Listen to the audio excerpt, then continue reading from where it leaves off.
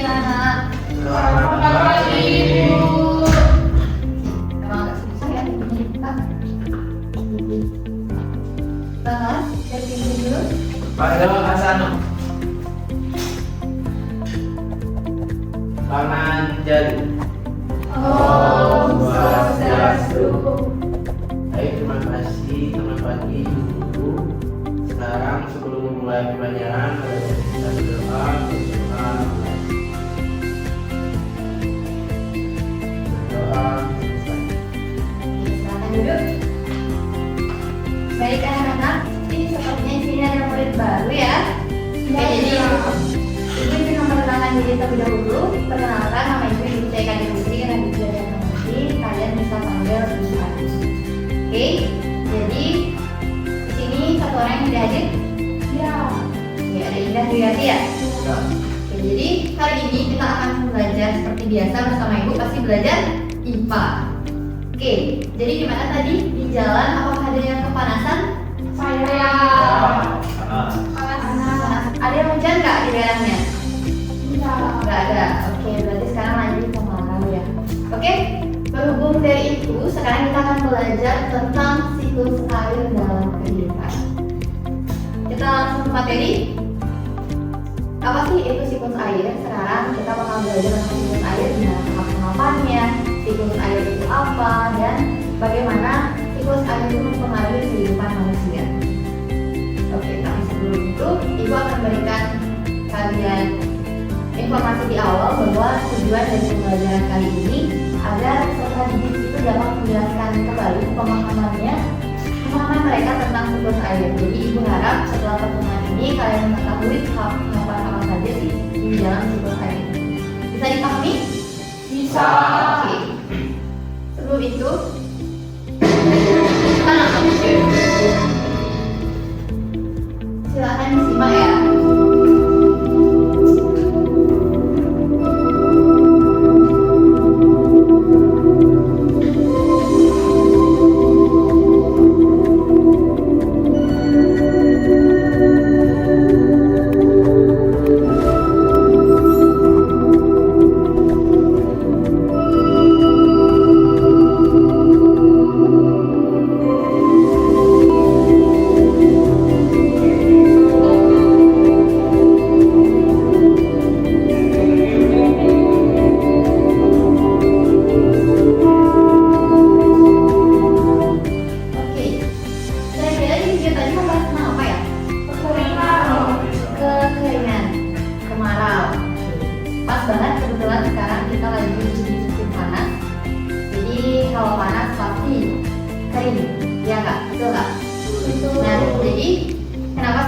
Tampilin video itu di awal, kenapa sih kekeringan? Nah, jadi kalau misalnya kita belajar tentang daur air, itu adalah proses perputaran air.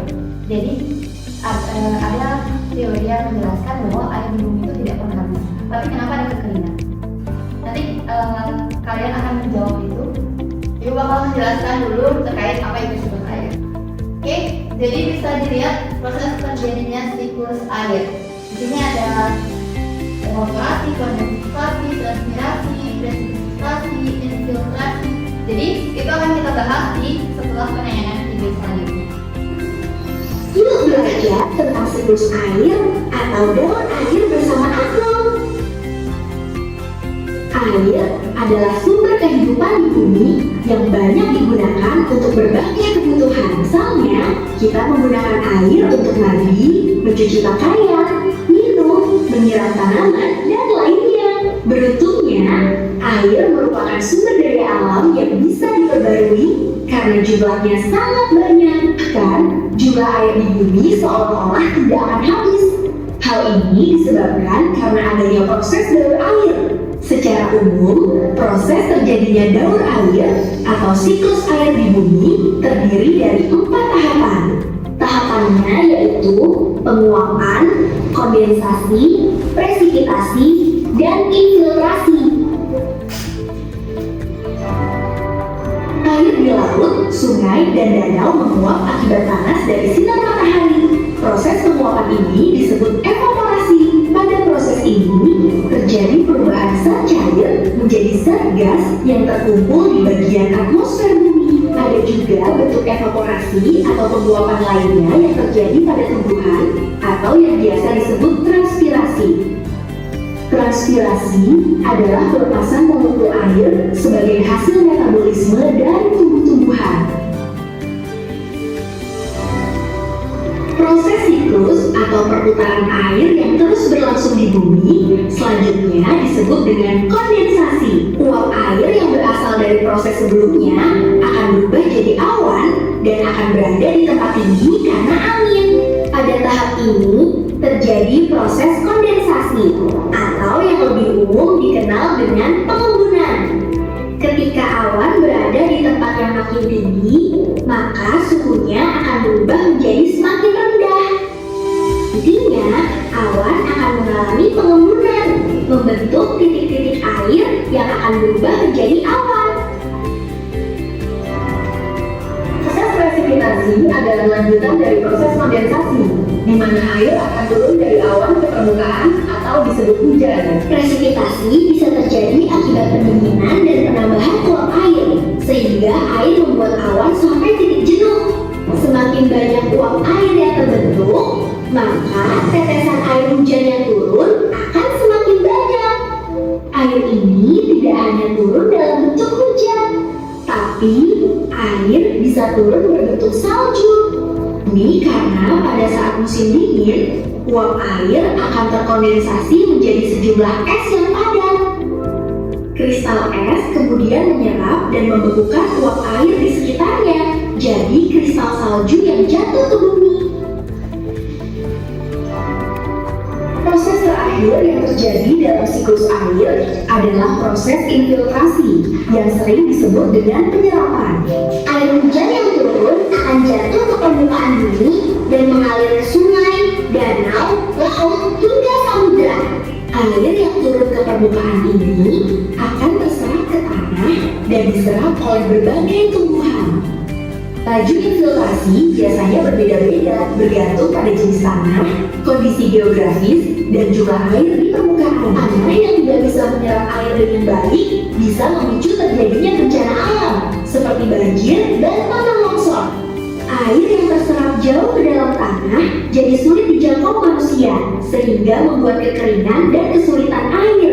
Namun, air yang terserap baik di bawah tanah bisa dimanfaatkan sebagai ketersediaan air untuk irigasi. Itulah proses lengkap terjadinya daur air atau siklus air di bumi. Semoga informasi ini bisa bermanfaat ya. Jangan. Oke, sekarang kita akan bahas satu persatu. Tadi Ustaz sudah dijelaskan tentang evaporasi. Ada yang membantu Ibu membaca apa itu evaporasi? Baik, Niska.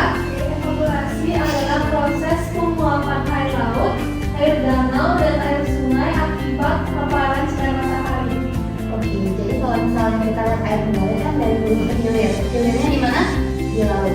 Jadi air laut itu akan menguap ke atas seperti yang kita lihat pada video. Jadi itu dinamakan evaporasi. Selanjutnya adalah transpirasi. Saya mau membantu Ibu membaca. Oke, Anda silakan. Transpirasi adalah proses penguapan air dari tumbuhan melalui mulut daun atau yang disebut dengan stomata ke atmosfer.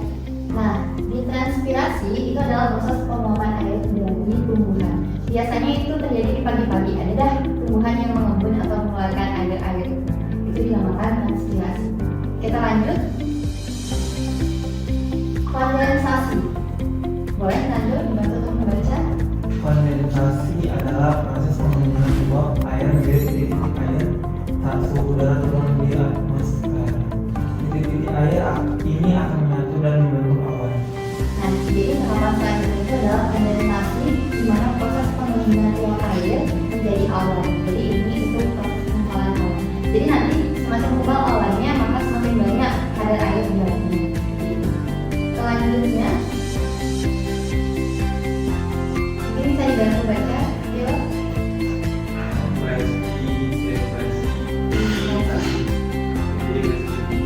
Hasilnya adalah proses jatuhnya air atau es dari atmosfer ke permukaan karena awan sudah tidak mampu menahan massa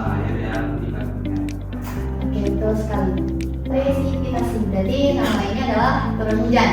Betul. Jadi dimana tadi setelah awan itu menggumpal, kalau misalnya kita lihat hujan, pasti awan itu warna putih atau warnanya gelap keabuan.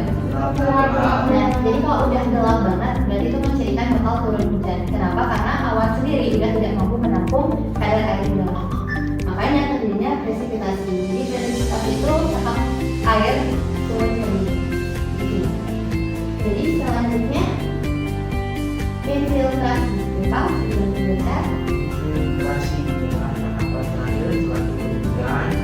Proses peresapan air hujan adalah apa? Oke, dengan infiltrasi. Dimana ini adalah peresapan air ke dalam tanah. Ini adalah proses yang menentukan terjadinya kemarau atau tidaknya. Ketika tanah tadi sudah mampu untuk melanjutkan infiltrasi dengan lancar, maka proses daur air itu akan terus berjalan sebagaimana mestinya. Tapi ketika tanah itu bermasalah dan tidak mampu untuk memasukkan air ke dalam tanah, itu akan menyebabkan kemarau. Kenapa? Karena air akan terus berjalan. Jadi di daerah kita kan terjadi kemarau dan kekeringan. Itu juga kalau misalnya kita lihat terjadi kekeringan itu enggak semuanya disebabkan oleh tanah, bisa juga disebabkan oleh ulah manusia. Contohnya tanah yang sudah bagus tapi dibangun oleh pabrik dan lain sebagainya, jadi tidak ada daerah resapan air. Jadi itu ada kaitannya. Oke, sekarang kita lanjut ke penugasan dan AKBD.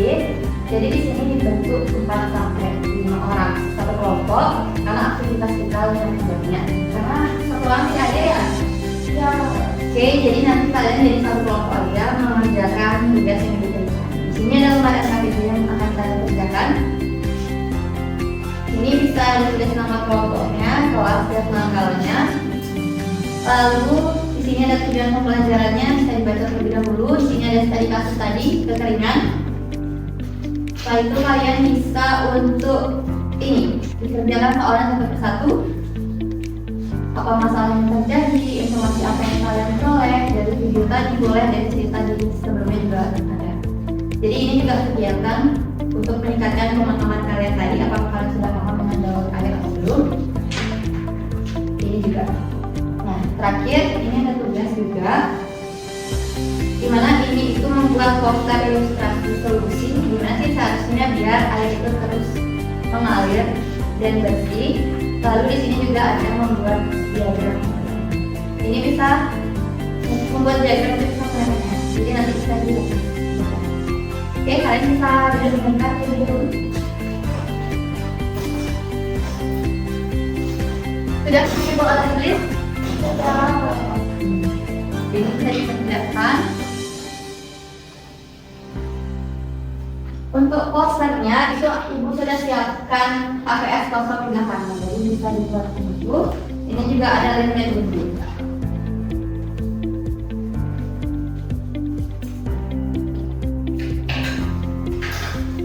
Jadi di sini juga ibu udah siapkan elemen-elemen yang bisa kalian gunakan untuk membuat poster.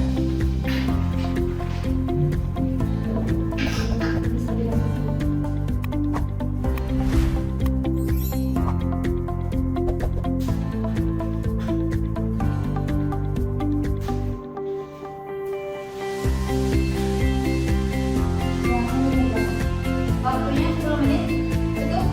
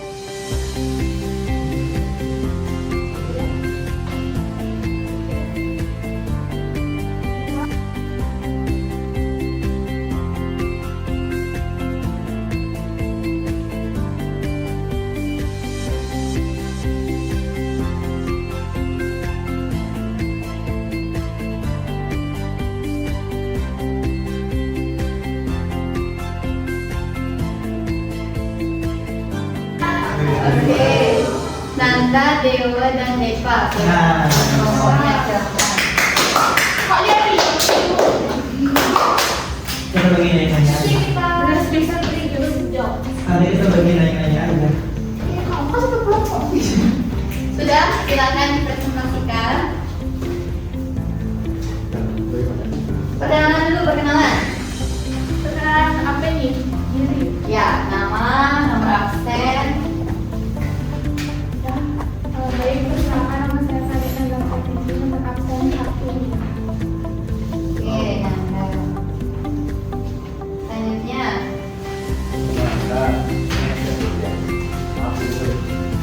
Perkenalkan, nama saya adalah Agam, absen 4. Perkenalkan, nama saya Deva, absen 3. oke, silakan dari Nanda. Jadi yang pertama itu ada orientasi masalah. Jadi kan ibu udah ada ngasih video tuh. Nah sekarang ibu itu nanya, pada musim kemarau beberapa daerah itu mengalami kekurangan air bersih, sumber warga mulai mengering dan masyarakat kesulitan memperoleh air. Padahal setiap tahun itu hujan selalu turun.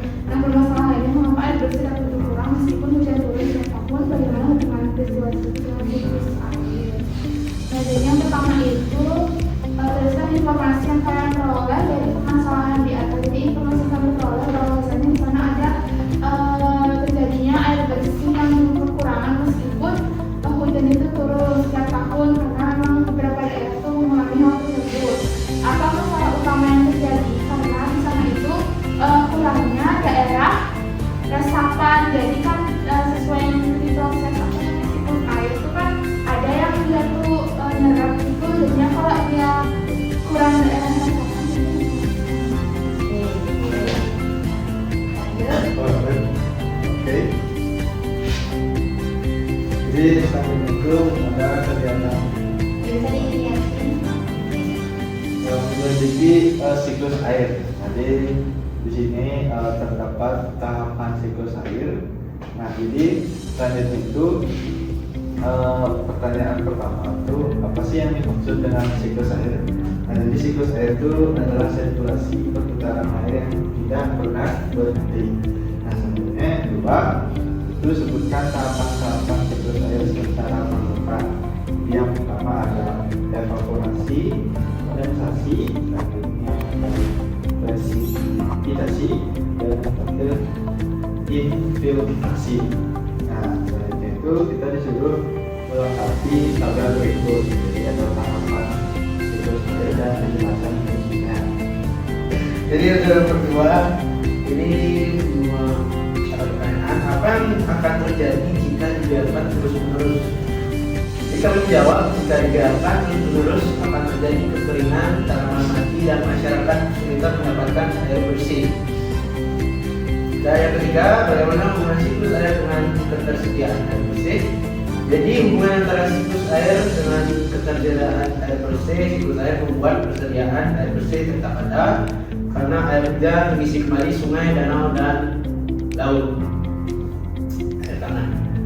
Oke, lanjut ke kegiatan 4. Kegiatan 4 dengan judul kegiatan menemukan solusi. Jika pikirkan dan diskusikan bersama kelompok. Minimal 3 solusi yang dapat dilakukan untuk menjaga ketersediaan air. Kami di sini menuliskan ada 4. Yang pertama itu membuat banyak sumur resapan. Yang kedua menanam banyak tanaman. Yang ketiga tidak boros dalam menggunakan air, dan yang keempat tidak menebang pohon. Oke, ada kegiatan yang kedua juga, kegiatan B itu pada kegiatan 4 itu ada buat poster ilustrasi. Oke, jadi di sini kita menjelaskan poster yang kami buat. Jadi poster yang kami buat itu adalah siklus air. Nah, jadi di sini kita juga menjelaskan pada siklus air dan siklus-siklusnya dari penguapan, kondensasi, terus transpirasi, terus presipitasi, dan infiltrasi dan partikel. Oke, tepuk tangan dulu dong untuk poster. Oke, selanjutnya kegiatan Oke, pada kegiatan terakhir, kegiatan 5 kami membuat diagram siklus air. Nah, berikut adalah diagramnya. Mulai dari tahap penguapan, evaporasi, dan transpirasi. Evaporasi, air yang dari laut itu menguap ke atas, begitu juga transpirasi. Tumbuhan-tumbuhan melepaskan uap air ke atas sehingga nanti lanjut ke proses kondensasi, yaitu uap air yang sudah menguap tadi menjadi air dan menjadi embun yang membentuk awan. Lalu awan yang sudah terlalu banyak semakin berat mengandung kadar air akan menurunkan air ke bumi dan terjadinya hujan pada proses presipitasi. Ketika hujan sudah turun ke bumi dan sampai di sana, terjadi proses infiltrasi dan aliran air hujan yang meresap ke dalam tanah dan sebagian mengalir ke sungai, danau, hingga berakhir di laut. Oke, tepuk tangan dulu. Sudah cukup jelas ya, tadi sudah disampaikan oleh kelompok tentang siklus air dan masalahnya juga sudah terkait. Oke, silakan duduk kembali.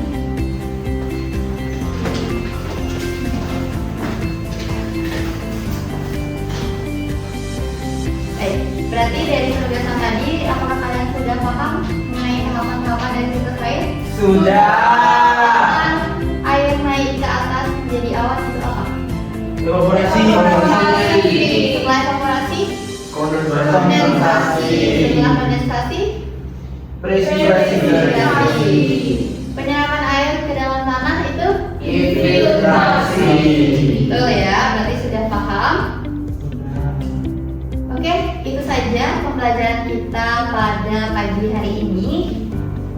Ibu hanya ingin menyampaikan bahwasanya kita memang tidak kekurangan air minum, tapi tidak menutup kemungkinan bahwa sumber air bersih itu sulit dicari, karena kalau tidak kita yang menjaga air itu tetap bersih, dan kalau nggak kita jaga daur siklus air, siapa lagi?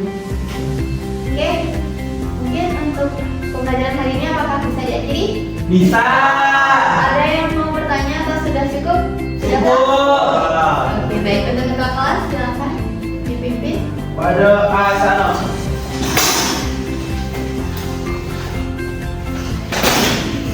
Pelan-pelan.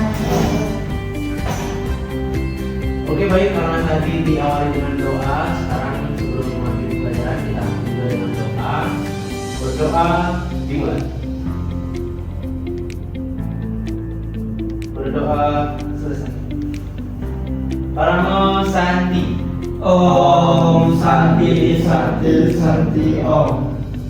Oke, silakan